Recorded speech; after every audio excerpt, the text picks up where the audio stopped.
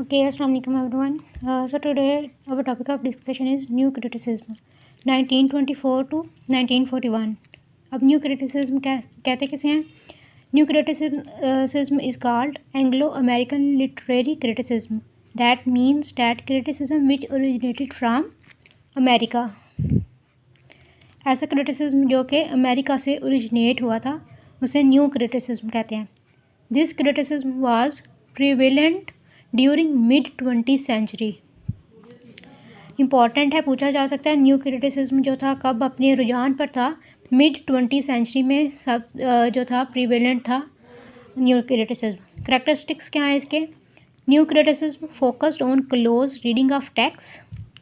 बहुत ज़्यादा फोकस किया जाता था सिर्फ और सिर्फ टेक्स्ट पे. जो न्यू क्रिटिक्स थे वो सिर्फ टेक्स्ट पे एंड ओनली टेक्स्ट पे जो थे अपना फोकस रखते थे. राइटर जो राइट करता था ख़ास तौर पे पोइट्री के. That means to analyse any poetry new critics read it very closely. New critics focuses on image, symbols and meanings. Text as autonomous. Next इसका करैक्टरिस्टिक्स है हमारे पास.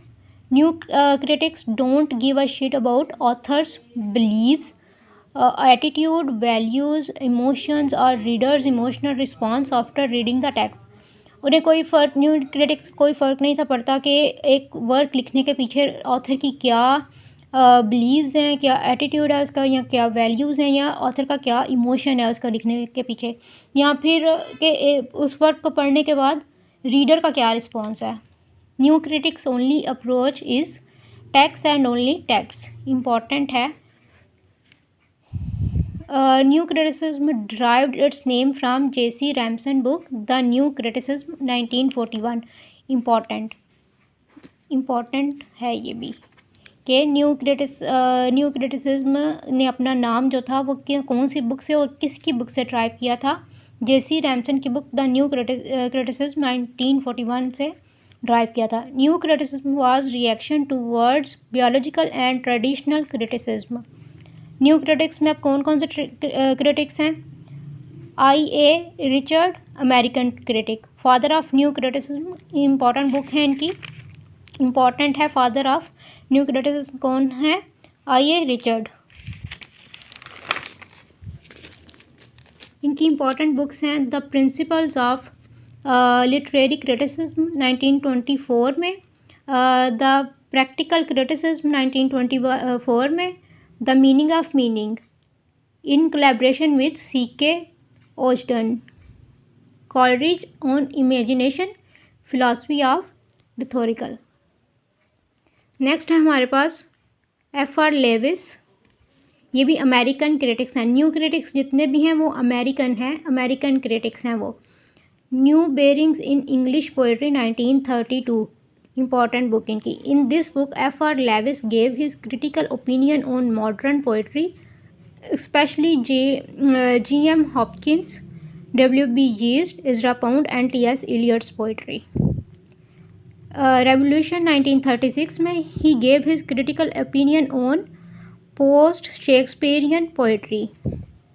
The Great Tradition 1948 or the Great Tradition of English novel.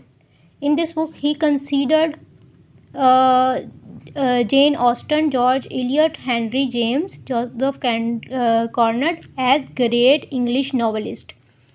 4 novelist को in this book में the great tradition और the great tradition of English novel में इन्होंने great English novelist consider किया है. उनमें है Jane Austen, George Eliot, Henry James and Joseph Conrad.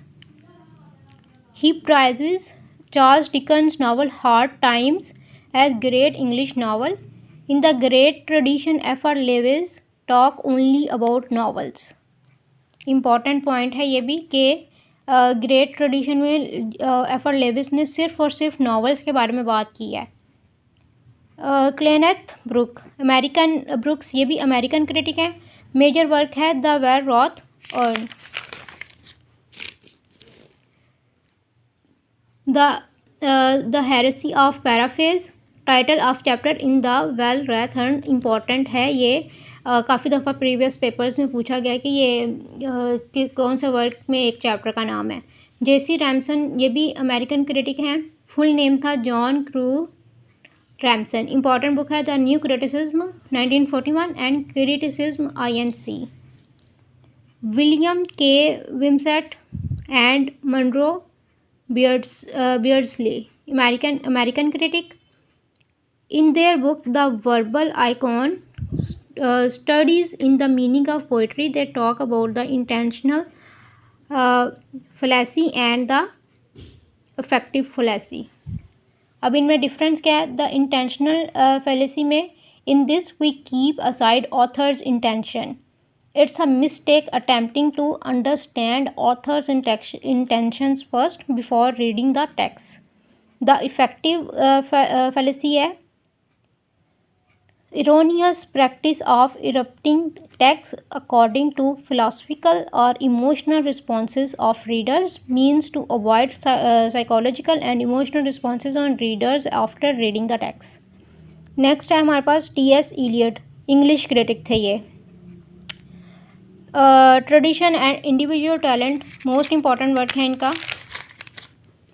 इसमें उन्होंने पोइट्री की डेफिनेशन जो इसमें कही थी वो है, poetry is not turning loose of emotion but an escape from emotion. It is not an expression of personality but an escape from personality. Hamlet and his problem. Important definition है ये, हर दफ़ा ये शॉर्ट क्वेश्चन में ज़रूर पूछी जाती है जी. New criticism में इतना ही याद रखना है कि कौन कौन से इसमें इंक्लूड हैं. 6 न्यू क्रिटिक मैंने आपको डिटेल में इस वीडियो में बताए हैं. T.S. Eliot, J.C. Ransom, William K Wimsatt, Cleanth Brook and F.R. Leavis and I.A. Richards ji. सब के सब अमेरिकन हैं. करैक्टरिस्टिक्स का पता होना चाहिए और न्यू क्रिटिसिज्म की डेफिनेशन एंड कि कब ये प्रिवेलेंट थे. 20th सेंचुरी में, ये 20th सेंचुरी में सबसे ज़्यादा प्रिवेलेंट थे, तो ये याद रखना है. और डेट भी 1924 to 1941 में जी. अल्लाह हाफिज़. आज की वीडियो में इतना ही. इंशाल्लाह नेक्स्ट वीडियो में मुलाकात होगी. अल्लाह हाफिज़.